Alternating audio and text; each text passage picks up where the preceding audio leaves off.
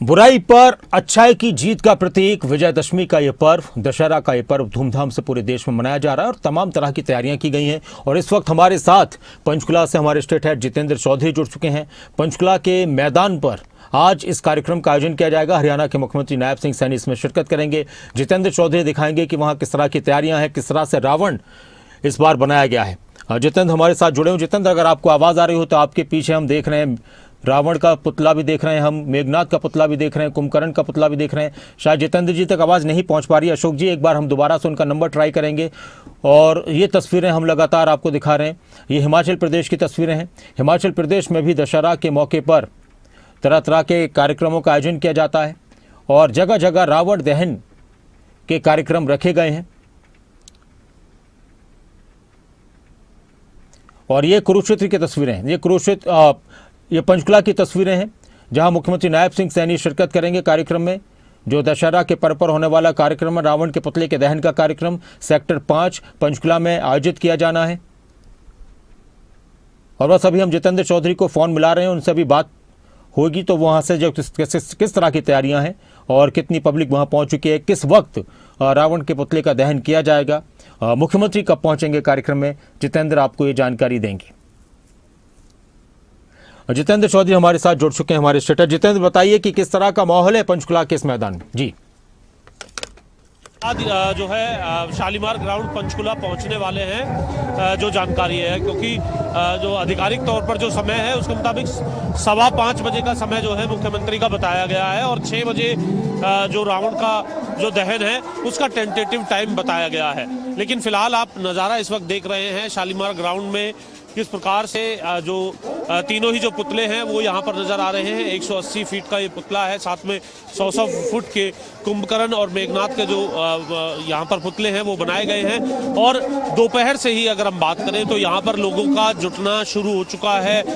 यहाँ पर जो लोग हैं वो आ रहे हैं और इस वक्त भी आप गैदरिंग जो है वो देख सकते हैं कि किस तरीके से ग्राउंड के अंदर जो फिलहाल जो गैदरिंग है वो देखने के लिए मिल रही है। और सांस्कृतिक कार्यक्रम भी यहाँ पर चल रहे हैं। 6 बजे के आसपास जो झांकियाँ हैं उससे पहले यहाँ पर पहुँचेंगी और जो रामलीला जो इससे पहले मंचन चल रहा था उसमें रावण दहन का ये कह सकते हैं कि जो पूरा किरदार है वो करते हुए यहाँ पर इन तीनों ही पुतलों का जो दहन है वो किया जाएगा।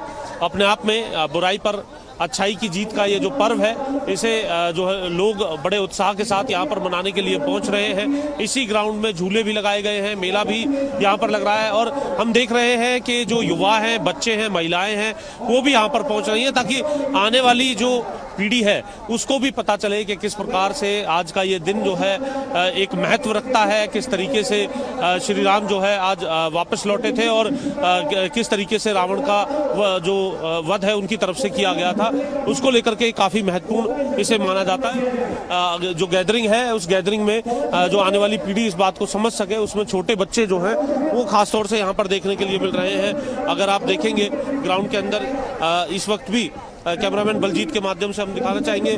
बलजीत, आप आगे अगर दिखाएं कि किस तरीके से महिलाओं की, छोटे बच्चों की जो संख्या है वो यहाँ पर है। अपने आप में इस भव्य नज़ारे के साथ साथ ये कहा जा सकता है कि लोगों को इस इतिहास के बारे में भी जानकारी मिले, इसके लिए अपने आप में महत्वपूर्ण जो है इस पर्व को माना जाता है। सुरक्षा के मद्देनज़र भी करीब 200 बाउंसर प्राइवेट स्तर पर लगाए गए हैं और 500 से अधिक जो पुलिसकर्मी है वो सुरक्षा में यहाँ पर लगे हुए हैं। और अब से कुछ ही देर बाद जगह जगह, हालांकि अपने आप में पंचकुला के इस रावण का अलग महत्व इसलिए है क्योंकि सबसे ज़्यादा जो हाइट है 180 फीट की ट्राई सिटी में, हरियाणा में इसी पुतले की हाइट है, तो अपने आप में ये आकर्षण का केंद्र भी लोगों के बीच में बना हुआ है। न सिर्फ पंचकुला बल्कि आसपास से भी जो पंजाब है, चंडीगढ़ के जो क्षेत्र से जुड़े हुए जो लोग हैं, जिन्हें लगातार खबरें अभी तक के माध्यम से भी ये जानकारी मिल रही है कि इतनी बड़ी हाइट का जो रावण है वो यहाँ पर दहन होने जा रहा है, तो आसपास से भी जो लोग हैं उनकी अच्छी खासी गैदरिंग यहाँ पर देखने के लिए मिल रही है। जी नासिर। जी जितेंद्र, आपसे हम अपडेट लेते रहेंगे जो तस्वीरें आपने दिखाई हैं। अच्छा, एक बार और मैं आपसे जानना चाहता हूं कि मुख्यमंत्री जब पहुंचेंगे तो इस बार क्या रावण के पुतले को जलाने का, कई बार हम देखते हैं कि कभी रिमोट से, कभी तीर जलाकर, तो इस बार कुछ स्पेशल करने की कोशिश की गई है?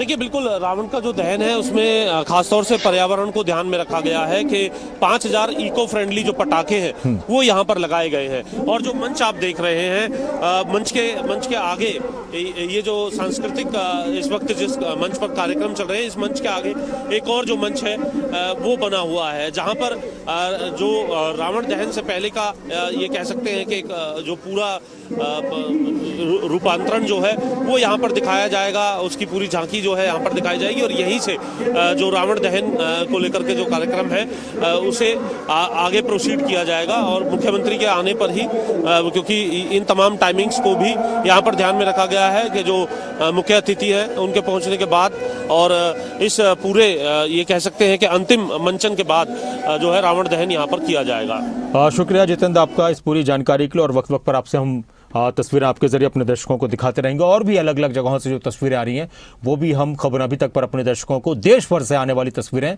दशहरा के मौके पर जो भी आएंगी हम आपके सामने प्रस्तुत करेंगे।